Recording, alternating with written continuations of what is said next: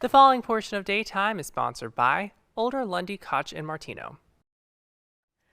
There's no doubt technology makes day-to-day life easier, but in some ways more complicated. That's now the case for family law. And here to explain technology's impact on the divorce process is attorney Kim Maxwell with Older Lundy, Koch, and Martino. Hello, Kim. How are you? Hi, I'm doing well. How are you? I'm doing great. So, first off, everyone carries GPS-enabled phones and devices. How does that change the whole process? So it makes things obviously very complicated. So before we typically had just cell phones, but as technology has progressed, we have a lot of other devices. So now there are little watches that children who are not necessarily of the age where they're going to have a cell phone can wear them. They can push one button to dial mom, another button to dial their other parent, or sometimes there's even these devices here, which are little trackers that can be placed in kids' backpacks, cars, those types of things. So we're seeing the presence of other devices outside of just cell phone tracking in a lot of our cases. And that's so small that if you were the other parent, you wouldn't even know that your kid had that on you. Right, exactly. Okay, so what are the rights? Do parents have rights to monitor their kid's location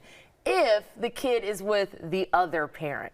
So it really just comes down to consent. So if you and your co-parent have consented in writing for the other parent to track your child while they are with you, then it's permissible. But if there isn't consent and you're just tracking your child and therefore tracking the other parent through a device on their cell phone or in one of their personal belongings, and the other parent has not given consent, then you're not permitted under the law to do so. So are there any actual laws that are in place that can block a parent from being able to track their child's location like that? Absolutely. So it's actually a criminal statute. So if you are going to track a parent through your child without their consent, it's considered a misdemeanor that could be punishable by fines or imprisonment. So it's certainly something to take very seriously, and if you don't have consent, you should not be tracking. Yeah, absolutely. I mean, what's the best way to avoid a scenario like this altogether?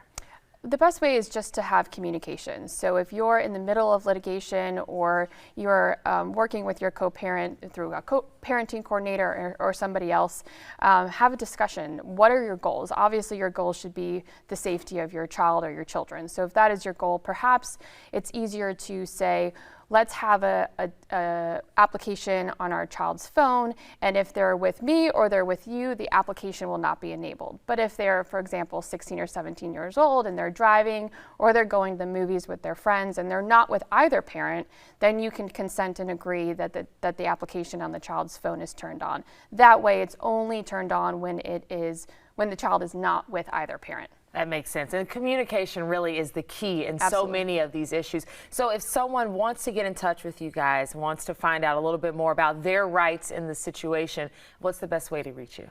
Our website is olderlundylaw.com, and our main office telephone number is 813-254-8998. Okay, good resource. Thank you so much, Kim, for talking with us today. Thank We you. appreciate it. And again, for more information, she said it, you can visit olderlundylaw.com or call the number we have right there on your screen, 813-254-8998. Daytime will be right back.